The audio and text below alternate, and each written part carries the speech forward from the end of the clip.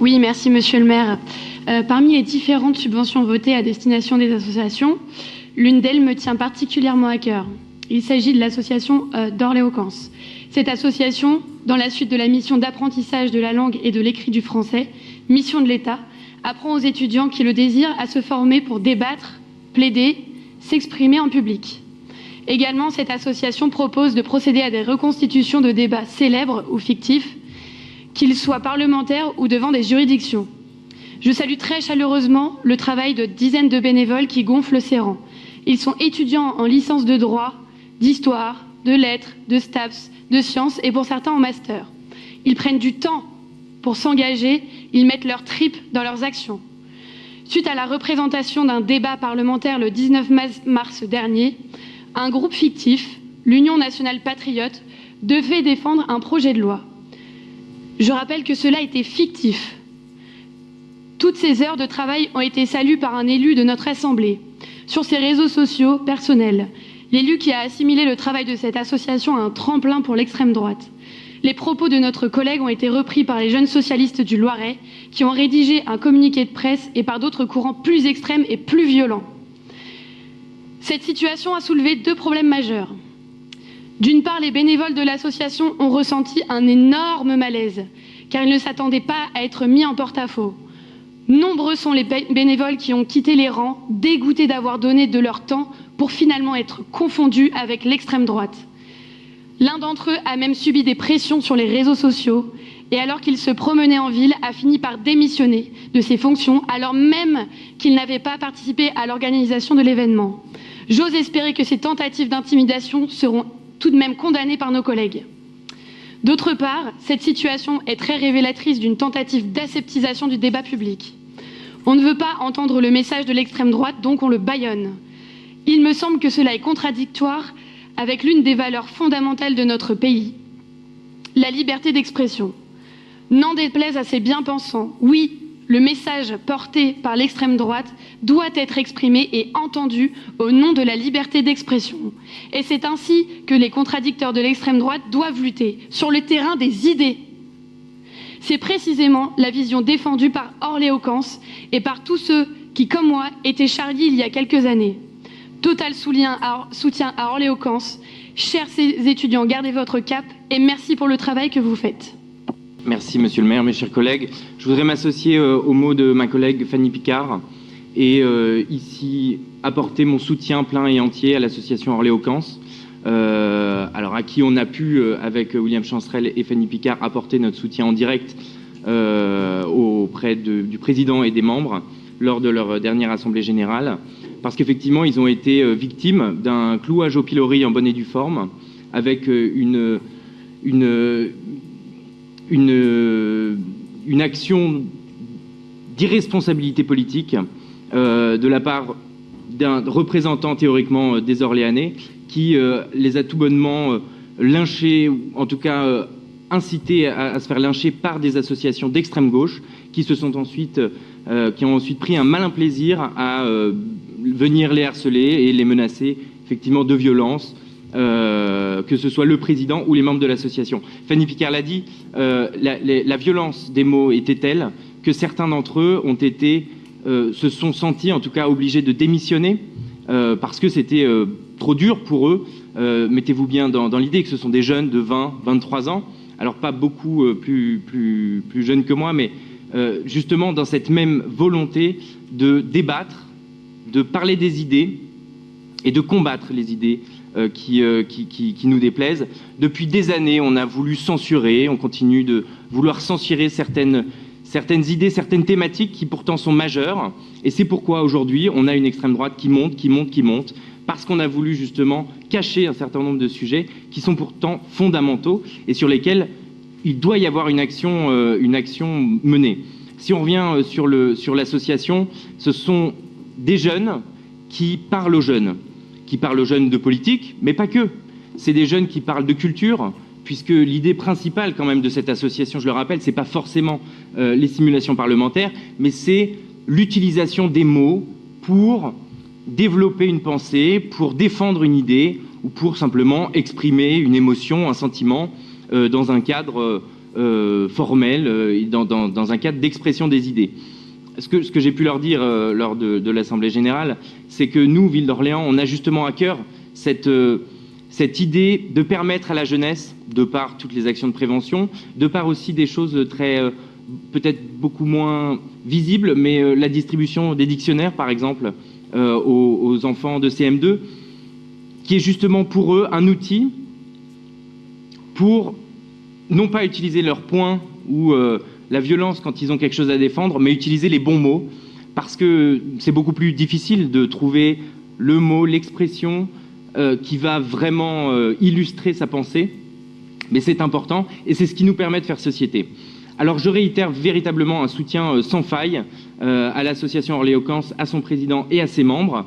Et je vous le dis, monsieur le maire, mes chers collègues, à ceux qui préfèrent le bâillon à la discussion, vous me trouverez toujours devant vous. Merci monsieur Dabou. Alors monsieur Chapuis.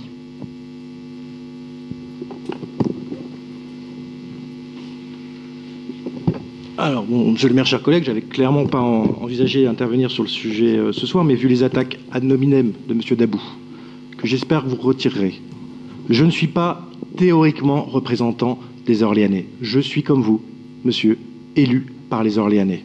Certes, peut-être pas les mêmes Orléanais, c'est vrai, mais je suis représentant, comme vous, du conseil municipal. Et vous ne pouvez pas me retirer ce droit de représenter les Orléanais, comme vous venez de le faire à l'instant. Vous venez de le dire, je ne suis pas théoriquement représentant des Orléanais, je suis comme vous tous, et comme tout le monde dans cette instance, représentant des Orléanais, et j'en suis très fier. Sur le fond de l'histoire, je ne suis intervenu pas en amont de l'événement. Je n'ai pas demandé à censurer cet événement. Alors ça, c'est la caricature que vous souhaitez en faire. Je ne suis pas intervenu avant l'événement. Enfin, reconnaissez-le au moins. Je ne suis pas intervenu avant l'événement. Je n'ai pas demandé à censurer cet événement. J'ai réagi après cet événement. Pourquoi ? Parce que, comme on en parle ce soir, le Rassemblement national s'est revendiqué de cet événement, a revendiqué le fait qu'il a pu librement défendre ses positions sur la question de l'immigration, sur la question de la sécurité, sans aucune contradiction. Et donc aujourd'hui, il est facile de venir ici me donner des leçons de démocratie, alors que moi, en 1998, face aux alliances droite-extrême droite, j'avais 16 ans, j'étais dans la rue. En 2002, qui a organisé la manifestation sur Orléans avec des collectifs citoyens ? J'en étais. Alors les leçons sur l'extrême droite, je peux l'entendre, mais quand vous aurez agi concrètement sur cette gangrène dans notre société, vous pourrez venir me donner des leçons.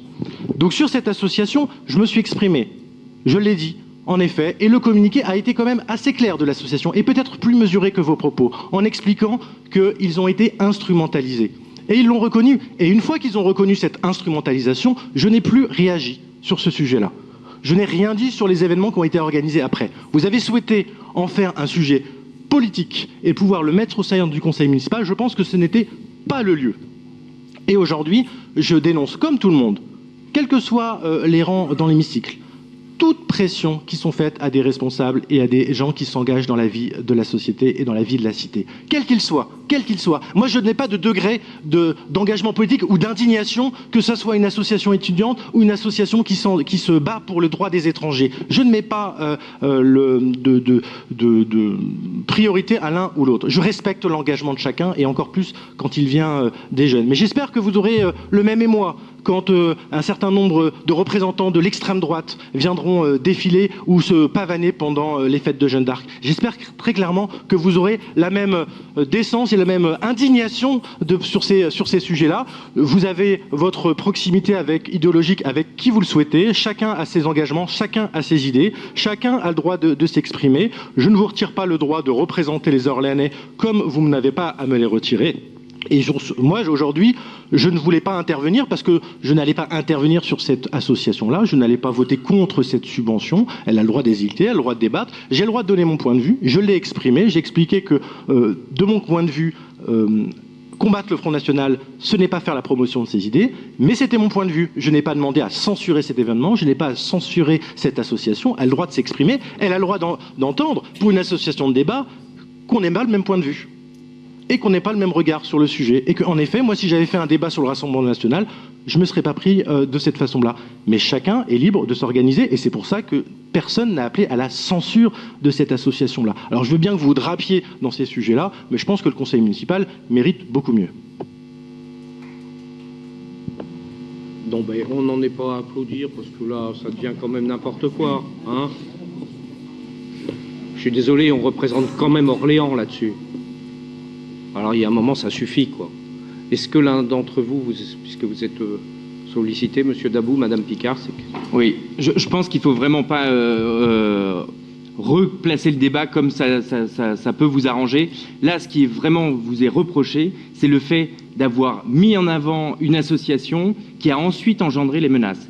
Bah si, c'est ça, parce que suite à ce clouage au pilori, elles se sont pris un certain nombre d'attaques individuelles et collectives.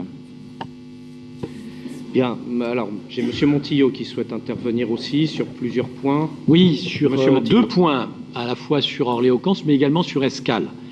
J'ai commencé, si vous le voulez bien, sur Escales. Je rappelle, et d'ailleurs ça a été produit dans la presse de façon très récente, la situation d'Escales, qui était dire très très bien présentée, en expliquant qu'effectivement il y avait un désengagement des contrats aidés par l'État qui les pénalisait, et ne mettant pas du tout en cause, comme vous avez pu le remarquer, la ville qui ne s'est absolument pas désengagée, bien au contraire, par rapport à Escales. Donc nous y travaillons depuis plusieurs mois, puisque nous les avons déjà reçus à la fin de l'année dernière, en décembre 2023, et nous avons une réunion de travail, si ma mémoire est bonne, demain ou après-demain, sur le même sujet. Et on les verra bien sûr dans la foulée. Il faut savoir également que nous intervenons auprès de l'État, d'abord dans le cadre du contrat de ville. Je suis encore intervenu il y a maintenant une dizaine de jours auprès du secrétaire général et du secrétaire général adjoint en charge de la politique de la ville, M. Méo, sur ce sujet, puisqu'il y a un certain nombre de propositions de contrats de ville qui, pour l'instant, sont bloquées au niveau d'Escales. Donc, j'ai demandé effectivement des explications à la préfecture et nous sommes en discussion, en négociation sur ce point. Voilà, donc on vous donnera effectivement dans les semaines à venir les résultats de toutes ces discussions, négociations et de ces échanges. Voilà, mais je ne doute pas que nous arriverons à ce que tout fonctionne, parce que Escales est une très belle association qui compte dans le quartier de la Source, qui intervient effectivement sur la jeunesse en complément des centres sociaux, puisque là on est vraiment sur l'accueil notamment extérieur. Et puis je rappelle, Escales, ce sont deux activités qui sont très différentes. C'est d'un côté les accueils de la jeunesse dans la rue en quelque sorte, et puis de l'autre côté ce sont les animations sportives. Ce qui d'ailleurs fait que, et du côté de la caisse d'allocation familiale et de l'État, il y a parfois des discussions qui ne sont pas forcément positives. C'est une gageure et nous employons effectivement à pouvoir lever les barrières et les freins. Donc ça c'est un premier point. Le deuxième point, je voudrais revenir effectivement sur le sujet qui est important et qu'il ne faudrait pas négliger uniquement sur quelques affrontements ici concernant Orléans-Cance. D'abord, moi je voudrais saluer le travail admirable de cette association pour une raison simple, c'est qu'elle travaille sur l'oralité. Il faut savoir qu'au niveau de l'enseignement, notamment d'abord à l'école, dans les collèges, les lycées, on le sait, et ça c'est une des problématiques de l'éducation, c'est qu'on fonctionne beaucoup sur l'écrit, très peu sur l'oral. Or, il faut le savoir, quand on rentre dans le monde professionnel, on travaille au moins autant sur l'oralité que sur l'écrit. Preuve en est d'ailleurs ce soir. Donc on sait que l'oralité, c'est quelque chose d'essentiel. Les mots qui portent, la capacité à pouvoir porter un discours, c'est vraiment très important. Et entre deux étudiants qui rechercheront un emploi, eh bien celui qui aura la capacité de pouvoir convaincre en quelque sorte lors d'un jury d'entretien par rapport à l'autre, eh bien c'est celui qui sera choisi. Et l'autre restera à quai. Donc ce travail-là, il est essentiel. Essentiel pour l'avenir professionnel de nos jeunes, de notre jeunesse. J'en veux pour preuve, en fait, les différentes actions qui ont été menées ou qui vont être menées ces jours-ci. Je prends là, dans quelques jours, l'intervention de l'association sur le prix Jeanne Chauvin, dont on rappelle que c'est la première avocate en France, et elle était originaire de Jargeau, première avocate en France à avoir plaidé dans un tribunal. Voilà, et effectivement, donc Jeanne Chauvin, nos amis d'Orléans-Cance vont avoir ces plaidoiries dans les prochains jours, fin du mois d'avril. Je rappelle également le débat extrêmement important, le 28 mars, la conférence et les Jeux oratoires sur la laïcité, avec tout de même Jean-Michel Blanquer, Gilles Konowski, que je connais bien, que nous connaissons bien ici, président du laboratoire du Loiret de la laïcité, Didier Chavrier, le vice-président de l'université d'Orléans. Tout de même, on est sur quelque chose de sérieux. Alors que s'est-il passé le 19 mars? Il y avait une simulation parlementaire, je dis bien une simulation parlementaire, sur le thème de la sécurité intérieure. En quelque sorte, les étudiants se retrouvaient dans la position de parlementaires qui débattaient sur une question liée à la sécurité intérieure. Encore heureux qu'on ait le droit de discuter sur la sécurité intérieure. Et encore heureux que différentes sensibilités politiques puissent s'exprimer. D'autant plus que ces sensibilités politiques, elles sont, je rappelle, a priori, ou alors je ne suis pas au courant, toutes représentées à l'Assemblée nationale. Donc ça veut dire qu'a priori, elles n'ont pas été interdites en France comme des associations factieuses ou des mouvements politiques factieux. Donc qu'est-ce qu'il y avait de dramatique? Est-ce que toutes les positions politiques, finalement, aient la capacité de pouvoir s'exprimer, qu'elles plaisent ou qu'elles ne plaisent pas? Alors, bien sûr, ça fait l'objet de l'abord de la vindicte de la jeunesse socialiste. Alors je lis quand même parce que c'est intéressant. Je cite, là je parle des propos, je ne suis pas en train de dialoguer sur quelque chose que je ne connais pas. Le RN a eu le champ libre pour dérouler ses idées nauséabondes, xénophobes, anti-républicaines. Ainsi, on a pu entendre des propositions que l'expulsion des fichiers S ou encore le retour des peines planchées. Alors, je n'en veux pas à des étudiants qui manifestement n'ont aucune connaissance politique, mais enfin, les peines planchées, je rappelle qu'elles ont été mises en place par un certain président de la République, élu au suffrage universel par une majorité de Français, Nicolas Sarkozy. Moi, j'y suis à titre personnel tout à fait favorable. Et d'ailleurs, pour ceux qui ne le savent pas, il ne s'agissait pas de peine planchée en disant une personne primo-délinquant, peine planchée, s'il s'agissait des multirécidivistes. Donc il faudra que certains de nos amis du mouvement des jeunes socialistes, on leur apprenne en même temps, peut-être en cours de droit, ce que cela représente, qu'effectivement les peines planchées. Bien.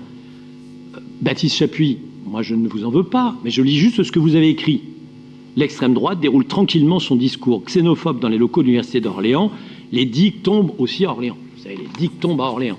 Alors moi je voudrais juste vous répondre ce que vous a répondu le président de l'université, M. Éric Blond, dont je ne pense pas qu'il soit factieux.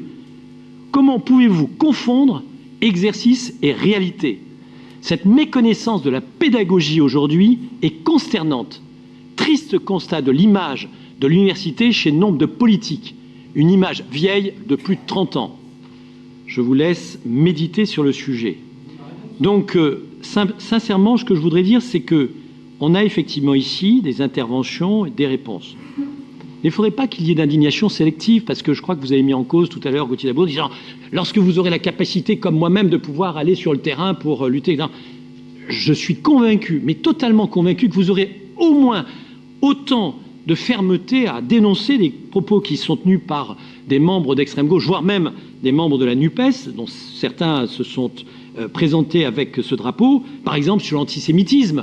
Quand il s'est agi, par exemple, effectivement, de considérer que le Hamas n'était que, effectivement, un groupe de résistance. Enfin, on imagine en France la résistance, massacrer des bébés, violer des femmes, etc.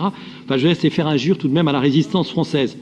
Alors moi, je voudrais juste conclure sur une formule, quand même sur une formule de Voltaire.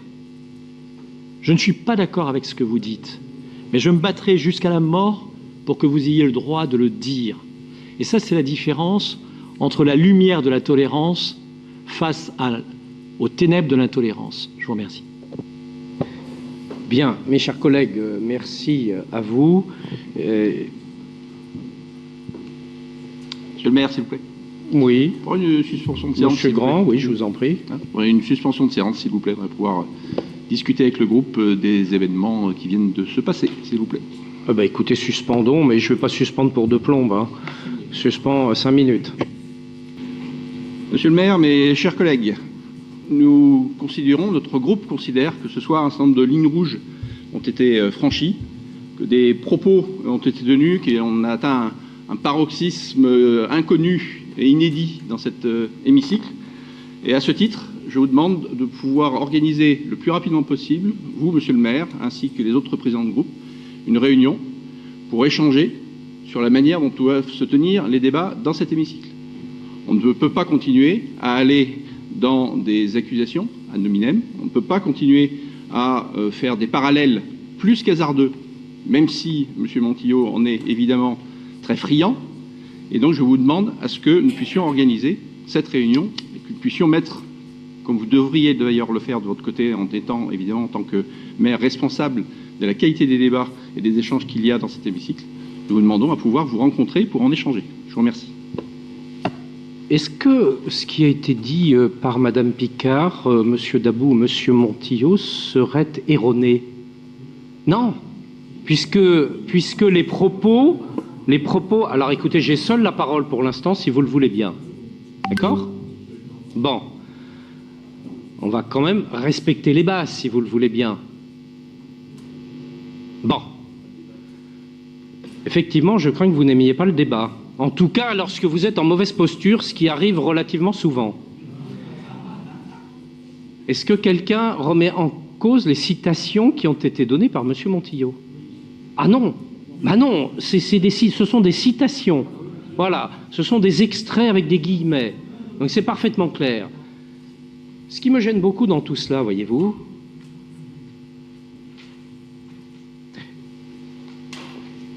vous ne débattez plus, vous accusez en permanence. C'est régulier. Ah, parce que ça vous ennuie. Mais c'est fait dans une enceinte de débat. Mais ça vous ennuie. Parce que quand on vous porte la réplique, ça vous gêne. Surtout lorsque vous avez dit un certain nombre de choses qui sont critiquables. Bon, alors moi je vous dis, moi je suis très tolérant. Je suis très tolérant. J'admets tout à fait qu'on puisse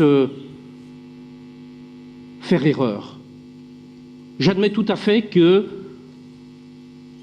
on puisse regretter même certains de ses propos. Vous savez, moi j'ai une longue vie politique. Voilà, je connais tout ça par cœur. Et si quelqu'un peut me dire aujourd'hui que dans sa vie politique, il y a un moment où il ne regrette pas d'avoir dit certaines choses, eh bien je l'écouterai avec plaisir. Moi je peux me dire qu'à certains moments, j'aurais pu me taire, ça aurait été aussi bien, vous voyez. Mais je le dis, et je l'ai toujours dit. Vous, malheureusement, vous avez eu des propos qui ne sont pas responsables au sens où ils entraînent des conséquences. Écoutez ce que je dis, mais écoutez s'il vous plaît ce que je dis. Nous sommes dans une société où le débat est de moins en moins présent et les attaques personnelles de plus en plus fortes, où l'on est dans la vindicte, y compris et notamment sur les réseaux sociaux. On est sur la dénonciation. Et tout cela, tous ces mots, ils ont des conséquences, ils ne sont pas neutres. Au pire, ils entraînent de la violence, et c'est malheureusement souvent le cas. Regardez ce qui se passe sur les réseaux. Regardez des personnes pour un mot de trop qui se trouvent complètement vilipendées. Mais regardez tout ce qui se passe en ce moment. Alors je forme le vœu que l'on retrouve dans notre pays, mais au-delà d'ailleurs, parce que nous ne sommes pas les seuls concernés, un peu de sérénité et de la qualité dans les débats. Et je demande à chacun, et personne n'est parfait, de bien mesurer les propos qui sont tenus publiquement, et notamment quand on est élu, parce que cela a des incidences. Et là, vous avez quoi? Vous avez des jeunes qui s'impliquent. Et bon sang, tout le monde demande que la jeunesse s'implique. Et on regrette qu'elle ne s'implique pas, de notre point de vue, suffisamment. Ils organisent, dans le cadre de leur association, et si j'ai bien compris, avec l'université d'Orléans, une séance où chacun va porter dans un jeu de rôle, va porter un certain nombre d'arguments de débat. Mais enfin, qui n'a pas fait ça? C'est effrayant que de les condamner, que de les sanctionner, que de les lâcher à la vindicte publique. Parce que, si j'ai bien compris là aussi, c'est ce qui s'est passé à un moment, notamment sur les réseaux. Alors moi, ce que je pense, plutôt que de me demander à ce que l'on se réunisse, mais pour parler de quoi? pour parler, si j'ai bien compris là aussi, des déclarations de l'un d'entre vous dans l'opposition. Mais enfin, ça n'a pas de sens. Il n'y a pas eu d'attaque ce soir. Ah non, ah non, il y a juste eu...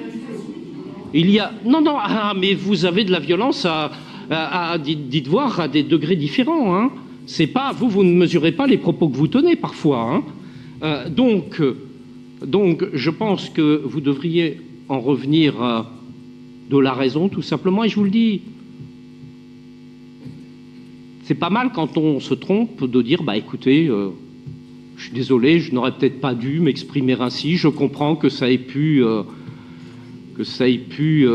perturber, et dont acte.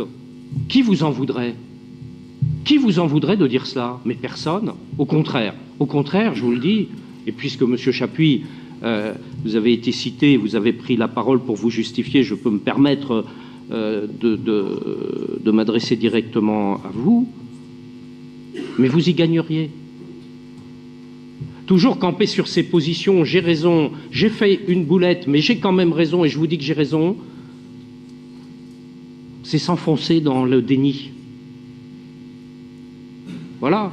Et ça, je le regrette, je trouve que c'est dommage. Alors, Monsieur Grand, je ne comprends même pas le sens de votre demande, vous essayez plutôt, je comprends, vous essayez de sortir votre collègue de cette impasse, c'est sympathique de votre part, mais je ne vois pas à quoi ça peut conduire.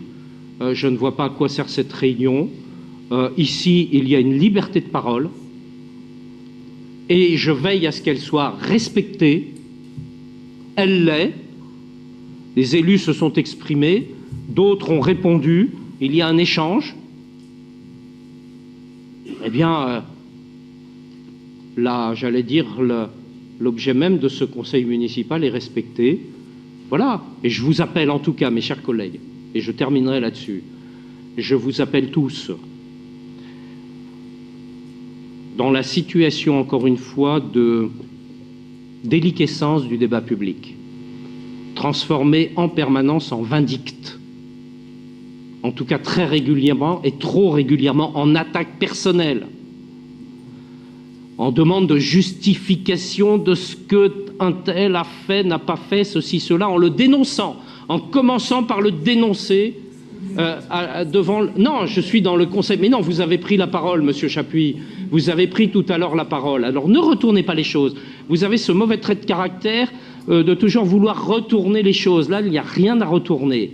Voilà. Je vous appelle simplement, pour la suite, à de la responsabilité, de la modération, parce que vous êtes les uns et les autres élus de la ville d'Orléans et à ce titre élus de la République française. Et les messages que vous véhiculez ont leur importance et je pense qu'aujourd'hui, et chacun a le droit de s'exprimer, et j'y veille tout particulièrement dans ce conseil, chacun peut dire ce qu'il a envie de dire et je suis très libéral là-dessus, mais je vous dis, y compris à l'extérieur et notamment avec ce jeu des réseaux, il ne faut pas en rajouter parce que cela peut conduire à des situations que de toute façon, je pense qu'au fond de soi, chacun pourrait, le cas échéant, regretter. Voilà le vœu que je formule ce soir. Et puis l'autre vœu, c'est que je comprends parfaitement que cette association de jeunes étudiants qui s'est trouvée prise dans une polémique invraisemblable, se trouve déstabilisée, que certains, si j'ai bien compris, et je crois avoir bien compris, ont même dit dans ces conditions, on arrête. Voilà, parce qu'on n'est pas là pour être jeté en pâture. Qu'est-ce qu'on a fait, grand Dieu? On n'a rien fait. On n'a rien fait du tout, et ils n'ont rien fait du tout. Ben moi, je les invite à continuer, parce qu'on a besoin de la jeunesse qui s'implique, quelles que soient ses idées, parce que les idées, si ce ne sont pas vos idées, si ce ne sont pas les miennes, eh bien, comme l'a très bien dit M. Montillot dans sa conclusion, eh bien, elles ont aussi le droit de s'exprimer. Et vous savez, je vais vous dire une chose, la plus politique. À force de vouloir être sur ce débat qui transforme tout en vraie ou fausse morale, vous faites le jeu de toute façon de ce que vous combattez. Vous n'avez qu'à regarder les résultats régulièrement aux élections. Les Français n'entendent plus ce discours-là. Ils ne l'entendent plus. Continuez indéfiniment ce discours et vous aurez le résultat que je pense vous ne souhaitez pas. Voilà, c'est presque mécanique, c'est inscrit. C'est inscrit. Voilà, moi je vous donne quelques éléments de réflexion là-dessus.